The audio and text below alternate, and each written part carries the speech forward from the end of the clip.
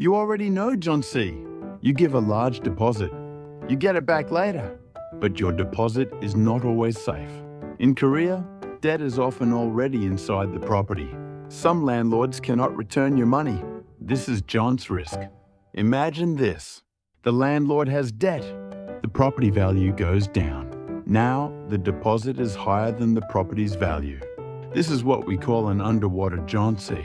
If the landlord sells the house, there is not enough money to pay you back. The bank gets paid first, not you.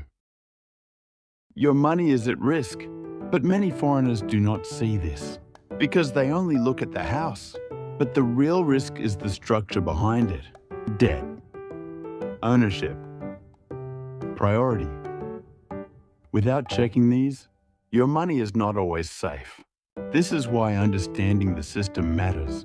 In the next video, I will show you exactly how to check official records. To stay safe,